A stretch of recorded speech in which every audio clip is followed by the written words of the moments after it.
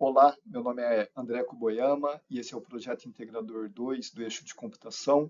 Esse projeto foi feito por mim, juntamente com o Lucas Ferreira. Nós tivemos como orientador o Marcos Vinícius Cassales e o projeto propõe a criação de um sistema gerenciador, né, para auxílio de licitações públicas e contratações do poder público com entidades privadas. Como entidade parceira, como empresa, né, nós contatamos a Casa do Hip Hop de Franca, que é uma associação privada daqui, que desenvolve projetos junto ao município de Franca por meio da Secretaria de Cultura. Esses projetos desenvolvidos pela Casa do Hip Hop junto à Prefeitura estão inseridos no contexto da Lei Federal 13.019, que é uma lei que estabelece as diretrizes e os requisitos para a contratação entre os poderes públicos federal, estadual e municipal, junto às organizações da sociedade civil, as OSC, que normalmente são associações, fundações ou ONGs. Essas parcerias desenvolvidas pelas organizações da sociedade civil junto aos poderes públicos, normalmente elas são feitas em três formatos trazidos pela lei, que são o termo de colaboração, o termo de fomento e o acordo de cooperação. Cada um deles tem suas peculiaridades, mas o que interessa para a gente é o chamamento público, que é anterior ao contrato em si, né? O chamamento público é uma etapa obrigatória para todos os três e com esse chamamento público visa-se dar mais transparência e publicidade aos contratos que vão ser firmados para que a população possa conferir e fiscalizar, né, o desenvolvimento das atividades juntamente com o poder público. As entidades que são contratadas, elas prestam serviços públicos relevantes, né, no lugar do poder público em si. Então, é um ente privado fazendo as vezes de um ente público. E para que isso possa acontecer, como a gente disse, tudo começa com o chamamento público. O chamamento público é como se fosse uma licitação, uma seleção, né, um certame, um concurso, em que o poder público publica o edital e as entidades, que às vezes são dezenas ou centenas de entidades, se inscrevem com os seus dados próprios da entidade e apresentam o seu projeto. Esse projeto tem que ter os requisitos, que são os requisitos trazidos pela lei, né? Então, o projeto tem lá no seu corpo de texto a comprovação de que os requisitos estão todos cumpridos. E como são muitas entidades e muitos projetos, há uma dificuldade na questão da organização documental e na gestão do cadastro das entidades e também na gestão dos próprios editais, porque muitas vezes são publicados muitos editais por ano. Então, visando entender melhor o problema, nós fizemos uma reunião com a senhora Toni Miller, que é a secretária-geral da Casa do Hip Hop, e ela nos expôs justamente a dificuldade em razão do fato de que as informações estão todas dispersas, porque cada edital traz um Google Forms diferente e isso acaba sendo perdido ou ficando desorganizado no meio do caminho. E essa organização ela é importante não só para o órgão público em si, mas para as próprias entidades, porque as entidades também sentem a mesma dificuldade, já que elas muitas vezes são também obrigadas a fazer as suas próprias contratações com a publicação também delas de chamamentos públicos. Então, além do poder público contratar por chamamento público, a entidade também tem que contratar por chamamento público os serviços ditos serviços gerais, serviços comuns. Então, eles também têm que fazer essa gestão documental. E foi com base nisso que nós, então, propusemos o desenvolvimento, né, de um sistema de gestão que fosse centralizado para fins de resolver esses problemas que foram trazidos pela associação. Esse sistema teria, então, que resolver, né, que ter como característica é, a principal delas seria a centralização das informações num único local, para fins de facilidade, né, de acesso, e a própria centralização garantiria, então, a escalabilidade, porque ficaria muito mais fácil de você gerenciar esses vários editais, esses vários cadastros de entidades e os vários projetos. A centralização também traz, né, uma maior eficiência e redução do trabalho na gestão de cada edital e a padronização das informações, já que todas as informações vão seguir o mesmo formato e vão estar alocadas no banco de dados de uma forma uniforme.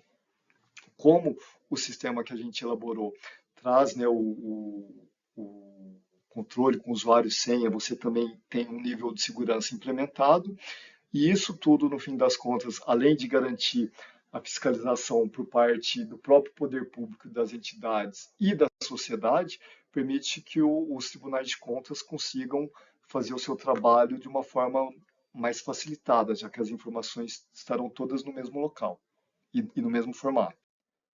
Daí, no desenvolvimento desse aplicativo web, né, nós usamos como editor do código o VS Code. Na parte de front-end, a gente usou HTML e JavaScript. Na parte de back-end, nós usamos o Node. E o banco de dados utilizado foi o MySQL. Agora vocês vão ver como que ficou o sistema em si e seu funcionamento a seguir. Bom, esse é o nosso projeto integrador número 2 de 2025.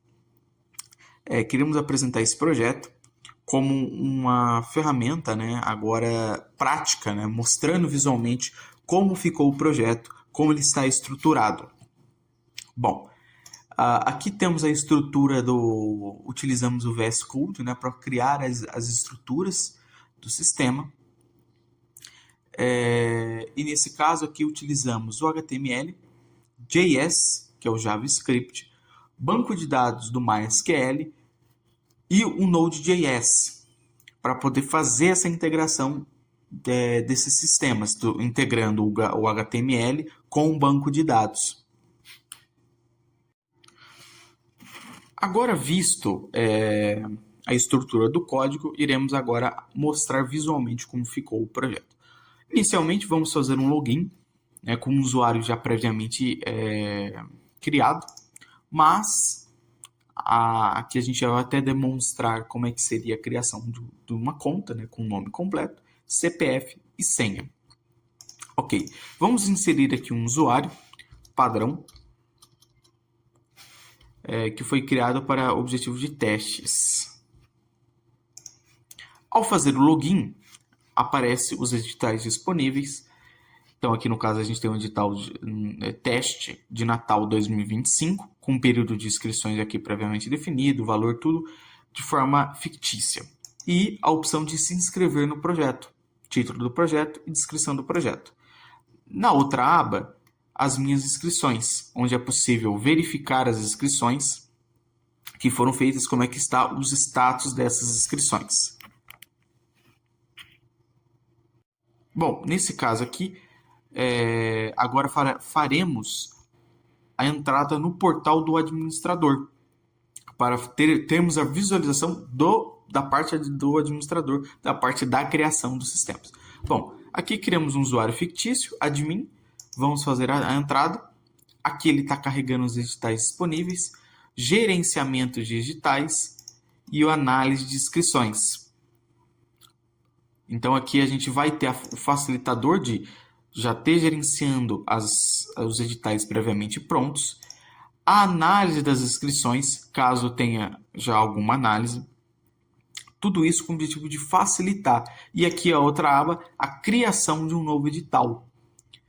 Né? Então aqui poderia, como foi lá mostrado o exemplo, foi criado esse edital, utilizando aqui data de abertura, data de encerramento, valor. E tudo isso tem o objetivo de facilitar a vida e facilitar principalmente o chamamento público, tanto por parte da prefeitura como por parte dos interessados. Essa parte aqui é uma segunda parte, né, da gestão dos usuários, da criação dos usuários administradores. Bom, nesse caso aqui já temos 2 usuários previamente criados. Aqui a gente pode criar até um usuário rapidamente. Vamos criar um usuário teste 2025 com a senha 123456. Criar admin. O admin foi criado com sucesso. E aqui em cima, na parte superior direita, temos o status do servidor, de como ele está ficando.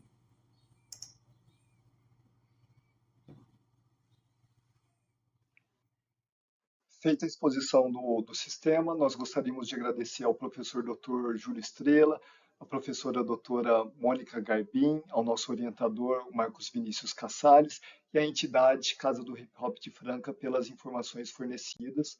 Muitíssimo obrigado e a gente se vê numa próxima. Obrigado.